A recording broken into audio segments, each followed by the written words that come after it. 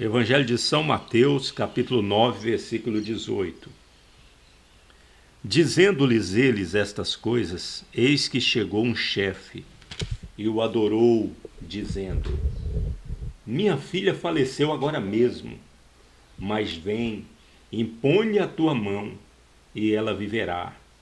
E Jesus, levantando-se, seguiu, e ele e os seus discípulos.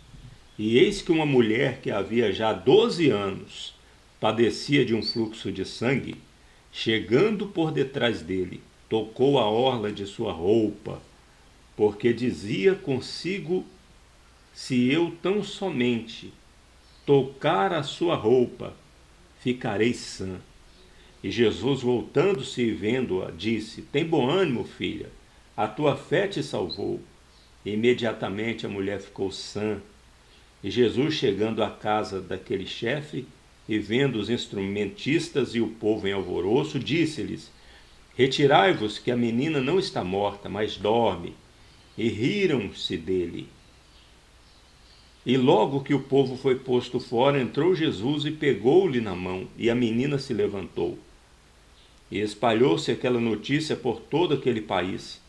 E partindo Jesus dali, seguiram-no 2 cegos, clamando e dizendo: tem compaixão de nós, filho de Davi. E quando chegou a casa, os cegos se aproximaram dele.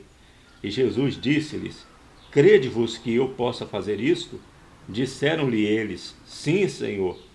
Tocou então os olhos deles, dizendo: seja-vos feito segundo a vossa fé. E os olhos se lhes abriram. E Jesus ameaçou-os, dizendo: olhai que ninguém o saiba. Mas tendo eles saído, divulgaram a sua fama por toda aquela terra. E havendo-se eles retirados, trouxeram-lhe um homem mudo e endemoniado. E expulso o demônio, falou mudo. E a multidão se maravilhou, dizendo: nunca tal se viu em Israel. Mas os fariseus diziam: ele expulsa os demônios pelo príncipe dos demônios. Daqui a pouco nós vamos ler o 35 até o 38. Podem ficar com a Bíblia aberta aí. Mas eu fiz questão de ler todo esse trecho aqui de Mateus 9, 18 ao 34, sem parar, para fazer uma pergunta reflexiva, para reflexão. Veja, meus irmãos, a pergunta: quantos milagres Jesus fez aqui nesse pequeno trecho do Evangelho de Mateus? Olha, ele curou a mulher hemorrágica que tinha um fluxo de sangue há 12 anos.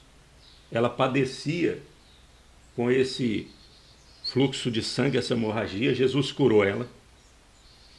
Depois Jesus ressuscitou a filha de Jairo, uma menina de 12 anos, que tinha morrido, ao ponto de Jesus chegar lá e ver os instrumentistas, os pranteadores, e dizer: a menina,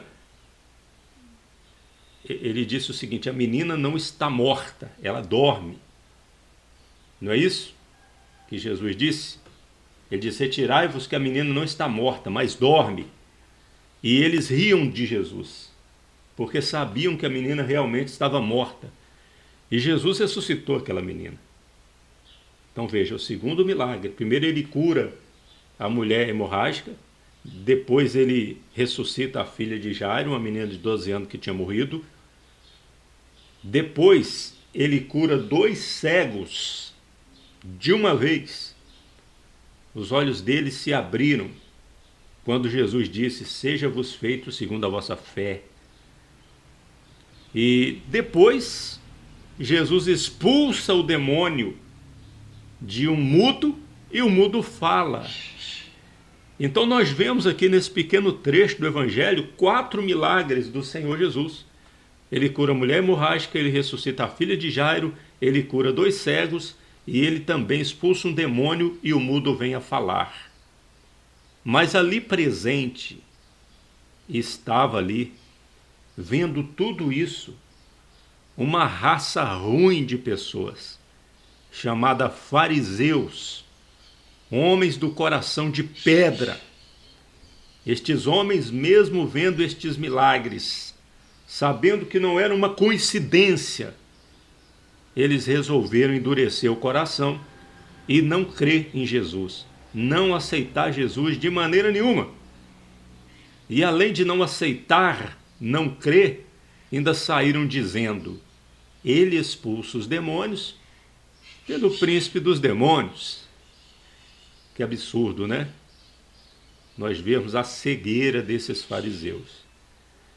Pois hoje a história não mudou, não. Existem muitos fariseus hoje em dia. Pessoas que não vão crer na palavra de Deus, não vão crer em Jesus, nem se elas verem um morto ressuscitar, um cego enxergar, um mudo falar, uma mulher com 12 anos com hemorragia ter o seu problema resolvido.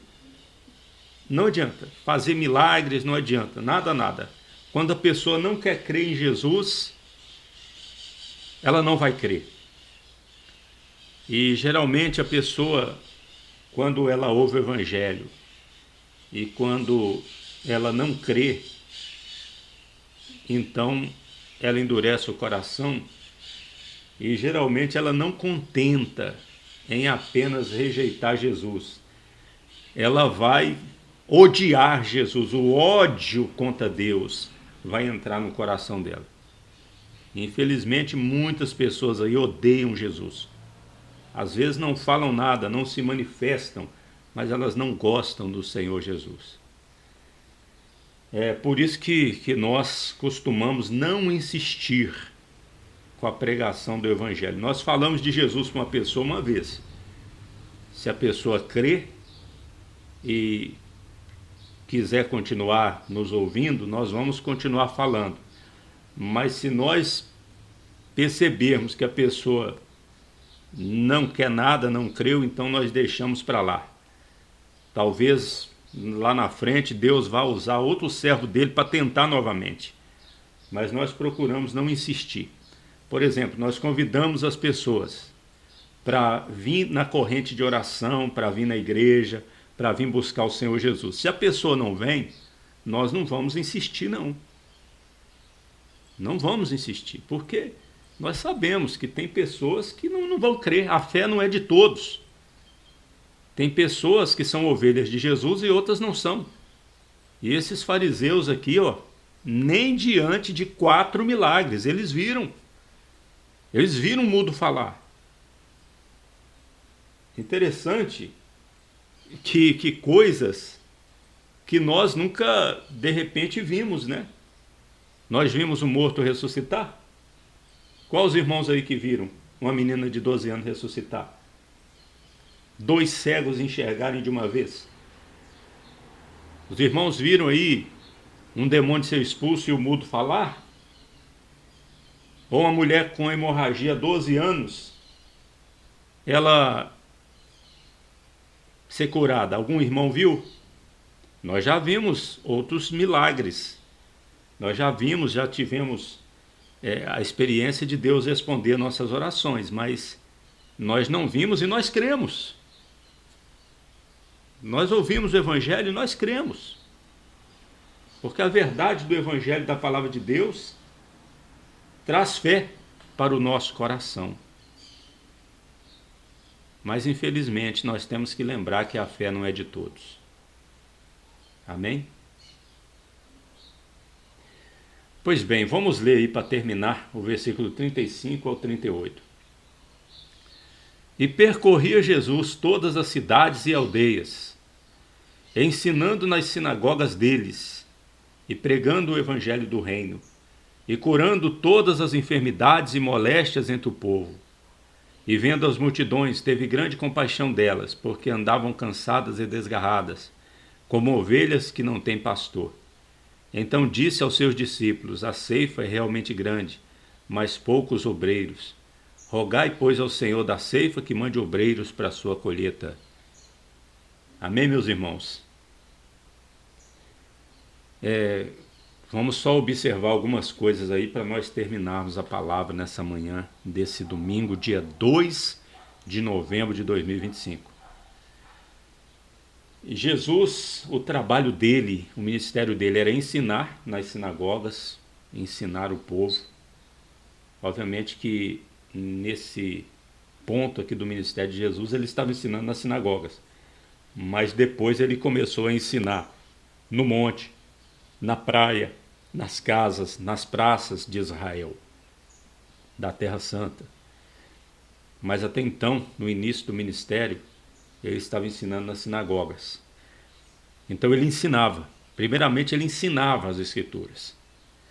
Segundo, pregava o Evangelho, as boas notícias de que o Filho de Deus era vindo, o Messias tinha chegado. E depois ele curava todas as enfermidades e moléstias entre o povo. Eu entendo o seguinte: se o trabalho que nós realizamos para Deus é o mesmo trabalho, a continuidade do trabalho do Senhor Jesus, então tem que haver estas coisas. O ensino da palavra de Deus, tem que haver a pregação do Evangelho e tem que haver oração para Jesus curar os enfermos e resolver os problemas das pessoas. Porque muitos problemas são desnecessários. São as moléstias na vida do povo. Outra coisa que nós observamos, da mesma forma que naquela época, Jesus, ele vendo, ou seja, observando as multidões, ele reparou que aquelas pessoas, aquelas multidões eram como ovelhas que estavam desgarradas e cansadas. Como ovelha que não tem pastor, hoje é a mesma coisa. Se tem muitos fariseus por aí que não querem nada com Jesus, tem muitas outras pessoas que querem. Tem pessoas que aceitam o nosso convite e vêm buscar a Deus conosco. E muitas dessas pessoas estão desgarradas, como ovelhas que não têm pastor, estão cansadas. Aí eu pergunto, o coração do Senhor Jesus, como que está hoje? Naquela época, ele vendo isto, ele teve grande compaixão. Não foi uma compaixão apenas, foi grande compaixão.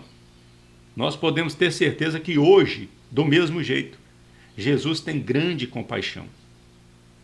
Esse trabalho que nós estamos fazendo aqui em Mariápolis, que já tem 45 dias e vai durar mais 9, porque nós vamos embora dia 10, passando essa segunda na outra, daqui 8 dias.